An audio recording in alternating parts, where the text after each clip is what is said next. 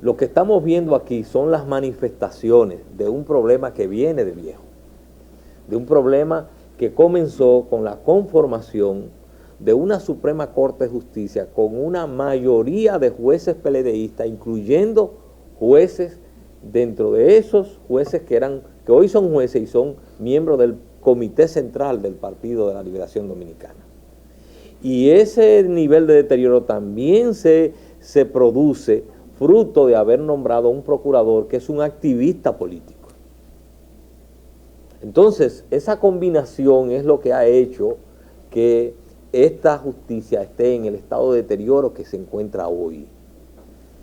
Y eso se puso de manifiesto también en el caso del juzgamiento del caso de corrupción del ingeniero Félix Bautista, que todos sabemos que se dieron sentencia bajo presión política y finalmente se ratificó el auto de no al lugar que dio lugar a que fuera archivado el expediente y se favoreció con impunidad por una mayoría de jueces de la Suprema a el ingeniero Félix Bautista que cometió actos graves de corrupción.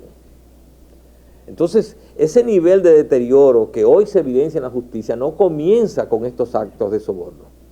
Estos son consecuencia del nivel de deterioro que ha venido acumulando el Poder Judicial desde que se nombró esa Suprema Corte de Justicia de mayoría PLDista y además bajo la dirección del doctor Mariano Germán, que recuérdense que siempre hemos dicho que era abogado asociado de la oficina privada de abogados del doctor Leonel Fernández. Solo en la República Dominicana eso puede pasar, que el abogado asociado de la oficina privada del presidente de la República es nombrado como presidente de la Suprema Corte de Justicia, con el evidente propósito de brindarle impunidad como ha hecho. Y en la medida en que se hizo eso, se perdió la autoridad moral dentro del Poder Judicial. Y fue muy fácil pasar de un Poder Judicial que recibía órdenes para que beneficiara con impunidad a corruptos, a un Poder Judicial que también recibía órdenes por soborno. Es el mismo deterioro. Aquellos aguaceros trajeron estos lodos en que hoy estamos en el Poder Judicial. No hay salida a través de esa dirección del Poder Judicial. Por eso hemos planteado que hay que exigir la renuncia del presidente de la Suprema Corte de Justicia y de todos esos jueces PLDistas, y hay que exigir la renuncia de también el Procurador General de la República. Y tenemos entonces que dar paso a una justicia que esté integrada por jueces y Ministerio Público de carrera, que lo hay mucho en la judicatura y en el Ministerio Público, una justicia que esté integrada por jueces y Ministerio Público de carrera, y en ese sentido entonces para avanzar hacia una justicia que se caracterice por la honestidad de sus jueces y de sus miembros, por la capacidad y por la independencia en la toma de decisiones al aplicar la ley. Y el punto de partida es entonces exigir la renuncia de tanto de Mariano Germán como de Domínguez Brito, porque ellos son responsables directos del nivel de deterioro del Poder Judicial. Si son responsables, ellos son parte del problema y por tanto ellos no pueden dar solución a un problema del cual ellos son los responsables. El Congreso, los congresistas nuestros fueron capaces de legislar para legalizar una forma burda de corrupción llamada barrilito, y todos los meses se agencian por vía del barrilito millones de pesos con recursos estos del patrimonio público que indudablemente tienen un origen ilícito, porque ellos mismos han legislado en su propio favor para disponer de eso. Ese Congreso también es el que ha, como un sello gomígrafo, autorizado esta cadena de endeudamiento externo que ha hipotecado el presente y el futuro del país. Entonces, no es solo, todo el sistema institucional dominicano está colapsado. Y entonces, cada cierto tiempo hay uno de ellos que hace crisis.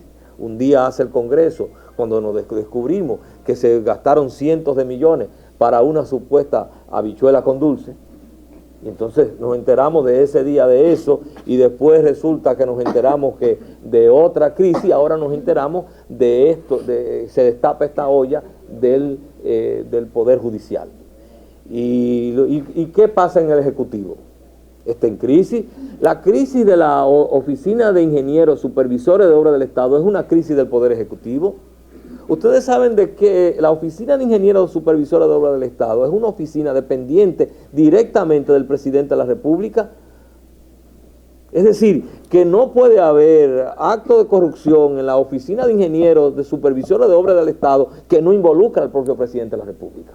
Porque esa es una oficina que no es autónoma, es dependiente del despacho del Presidente de la República, de la Presidencia de la República como ministerio. Entonces, también eso está en crisis. ¿Qué es lo que acabamos de decir? ¿Qué fue lo que pasó hace unos meses? Que un ingeniero se suicida porque estaba atrapado en una mafia que operaba, no en la OISOE, en el Palacio, porque la OISOE funciona en el Palacio, directamente.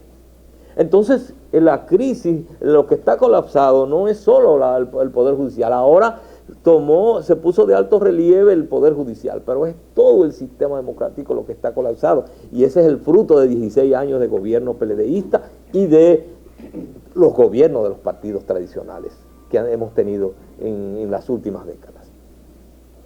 Nosotros hemos dicho, en un gobierno nuestro vamos a abrir la investigación de los actos de corrupción de los últimos 20 años. Ahí está. Los de la oposición que estén de acuerdo, que den un paso. Estamos abiertos. Pero eso es ese tipo de acuerdo. Hemos dicho, nosotros tenemos que rescatar los recursos naturales del país y ponerlo al servicio de la nación. Y en ese sentido vamos a revisar todos los contratos que sean onerosos.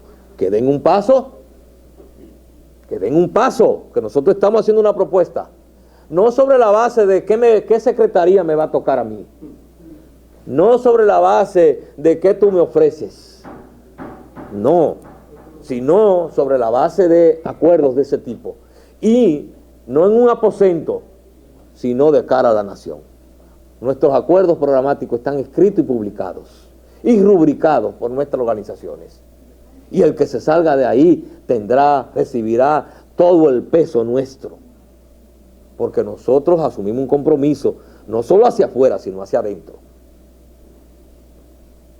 Y cuando yo hablo, no le hablo solo a la sociedad, le hablo a los que están de este lado. No podemos equivocar. Yo soy muy claro. Y soy transparente en lo que creo.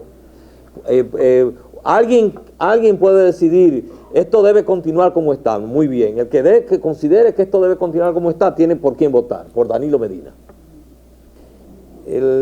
Realmente, como todos sabemos, los diputados de ultramar no han cumplido el rol que se esperaba y para los que fue creada esta institución, que era precisamente para que se constituyeran en los rostros y en las voces y en el liderazgo de estas comunidades frente al Estado Dominicano.